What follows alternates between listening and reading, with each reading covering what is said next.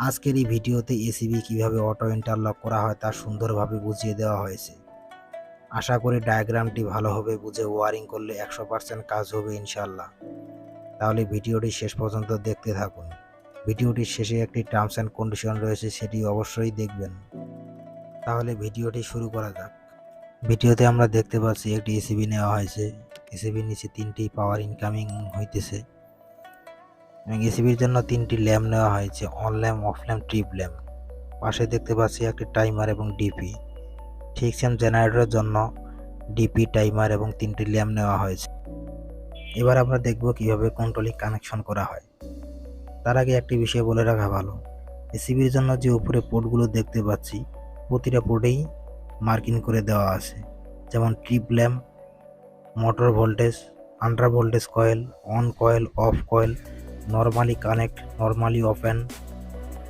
এগুলোতে ভালোভাবে লক্ষ্য করলে বুঝতে পারবেন। ভিডিওতে আমরা দেখতে পাচ্ছি ABB এর ইনকামিং হইতে জেনারেটরের নর্মালি ওপেনের মধ্যে নর্মালি ওপেন 24 নম্বর পোর্ট থেকে 23 হয়ে আউট হয়ে টিভিতে কানেকশন হয়েছে। টিভি থেকে আউট হয়ে একটি পাওয়ার 95 নম্বর পোর্ট U1, D1, 12, 14 নম্বর পোর্টে কানেকশন হয়েছে। এর প্রত্যেকটি হইল ফেজ।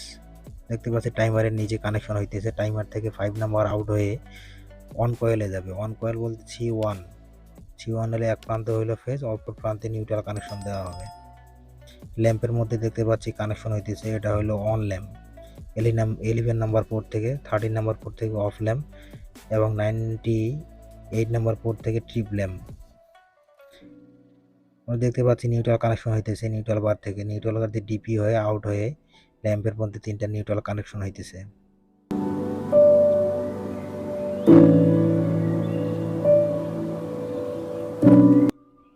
মোটর ভোল্টেজের জন্য নিউট্রাল কানেকশন দেওয়া হয়, আন্ডার ভোল্টেজ কয়েলের জন্য নিউট্রাল কানেকশন, অন কয়েলের জন্য নিউট্রাল কানেকশন দেওয়া হয়।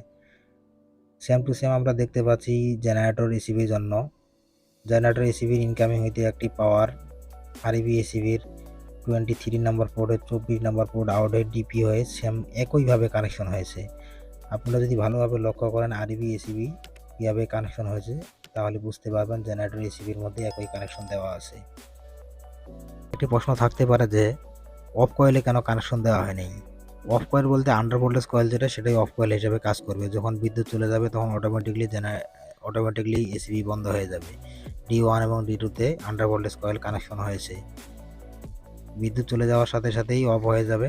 আবার বিদ্যুৎ আসলে অটোমেটিকলি যখন টাইমারে পাওয়ার ইন হয়ে যাবে, টাইমার থেকে এসিবিকে অন করে দিয়ে আবার টাইমার অটোমেটিকলি 5 সেকেন্ড বন্ধ হয়ে যাবে, 5 সেকেন্ড পরে বন্ধ হয়ে যাবে। আশা করি ভিডিওটি ভালোভাবে বুঝতে পারছেন ইনশাআল্লাহ। কোনো প্রশ্ন থাকলে কমেন্ট বক্সে অবশ্যই করবেন।